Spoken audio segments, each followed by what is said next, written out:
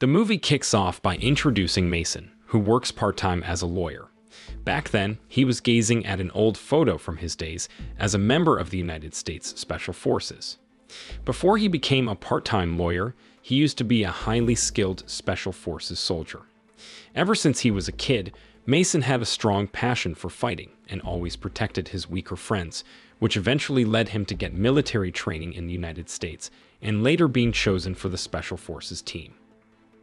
One day, Mason was given a mission to take out the president of Paledonia, a nation in Africa mainly inhabited by Latin people. This president was known for being harsh to his own citizens. As Mason was heading to Paledonia, the helicopter carrying him and his team got attacked by the forces of the Paledonia president. It was a terrible incident, and some of Mason's comrades lost their lives. Fortunately, Mason survived and made it back home. But this ordeal left him with trauma, and he decided to leave the military. He's been working as a part-time lawyer ever since.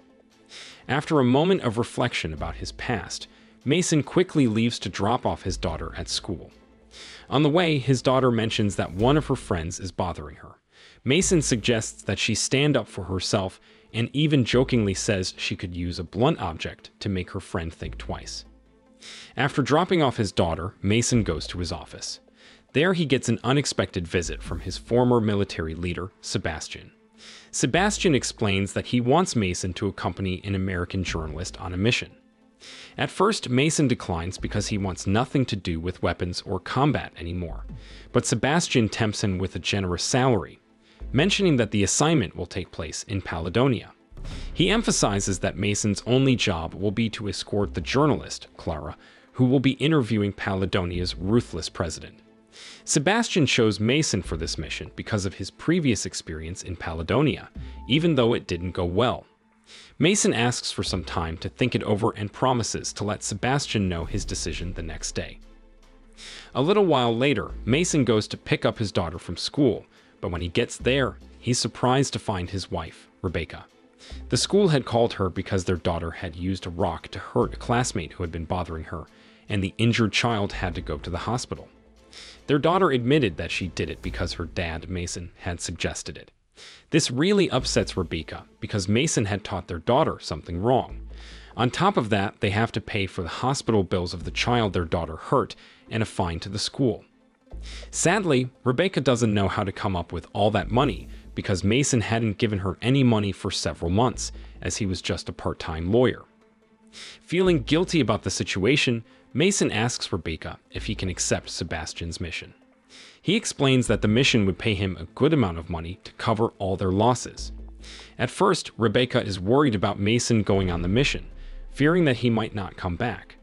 But she also realizes that their family is in a tough financial spot and doesn't have many options.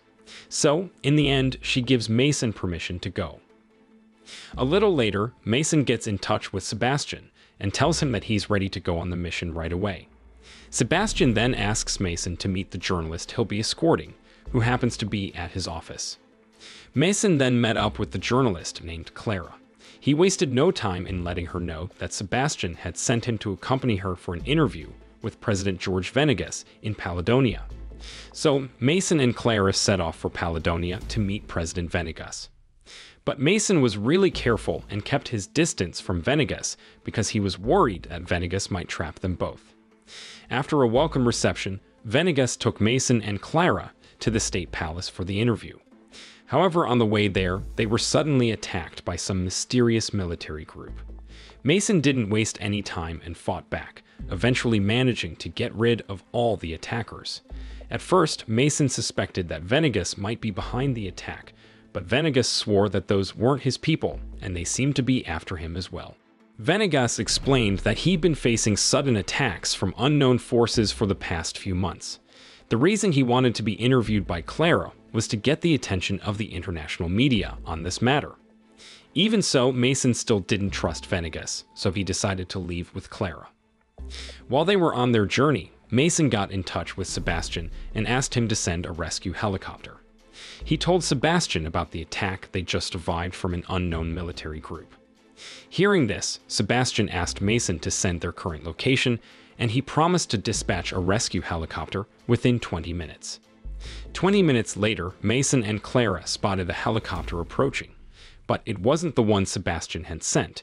It was one from the enemy group that was still chasing them.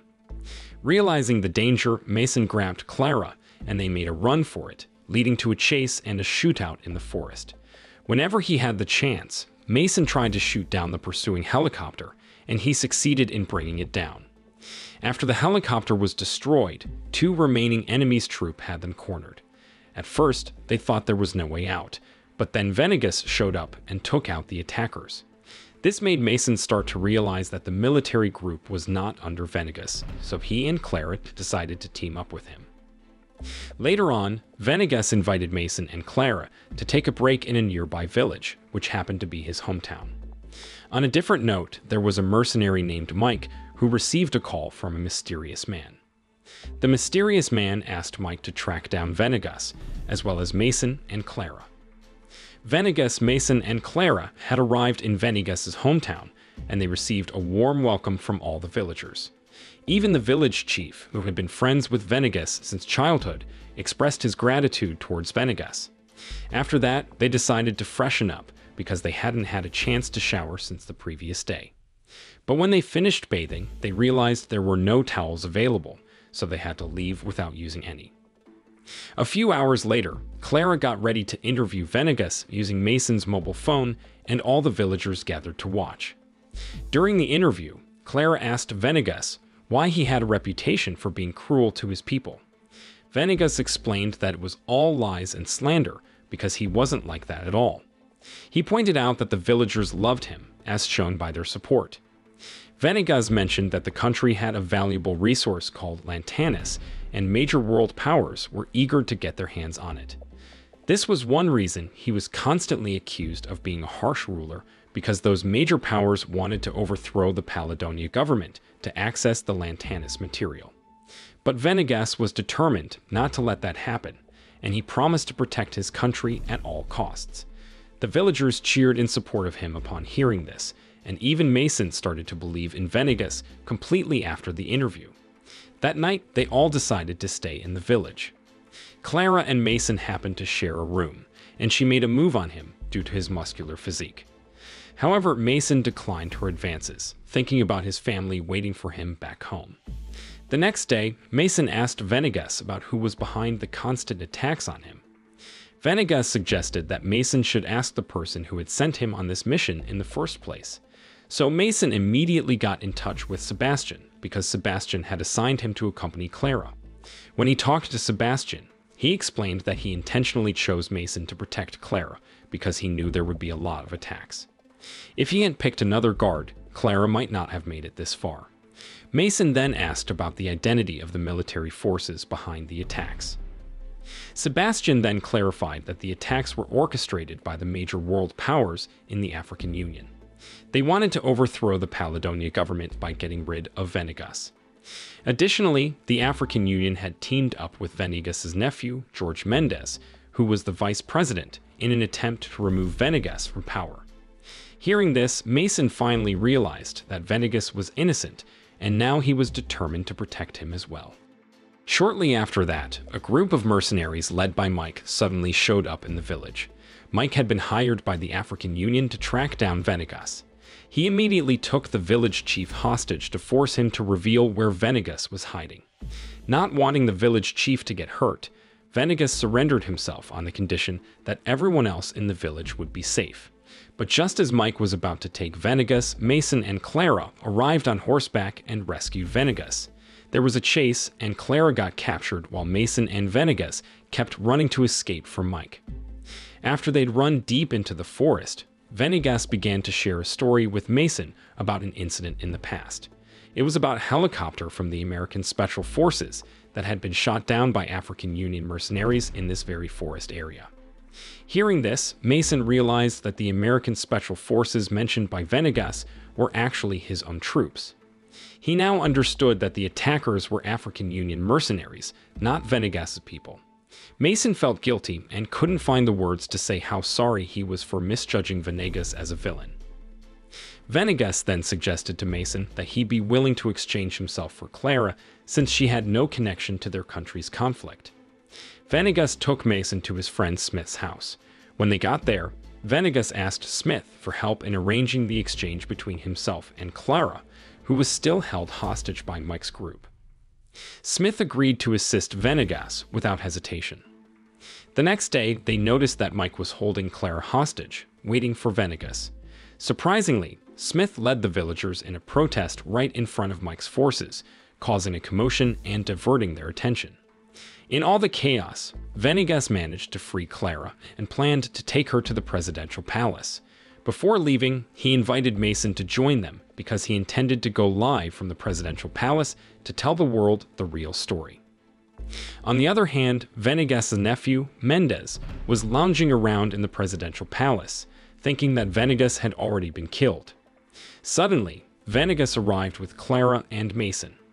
At the same time, the treacherous commander of the Paladonia forces also showed up and tried to attack Venegas, leading to a shootout. In the end, Venegas took out the commander, and Mendez was fatally shot.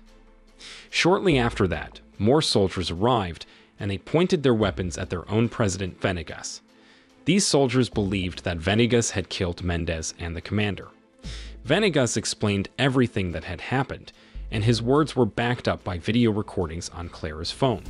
This convinced the soldiers that he was telling the truth. A few minutes later, Mike and his mercenaries suddenly attacked the presidential palace, causing a fierce battle between the African Union mercenaries and the Paladonia forces. In the middle of the fight, Mason found himself in a tough spot with Mike. Thankfully, Clara came to Mason's rescue. Mason then took some tough action, which was shown live on Clara's phone.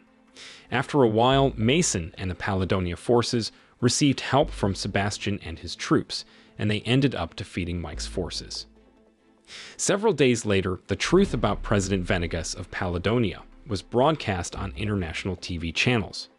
The world now understood that Venegas, the president of Paladonia, was actually a good person who had been falsely accused by greedy individuals who wanted to exploit the country's natural resources.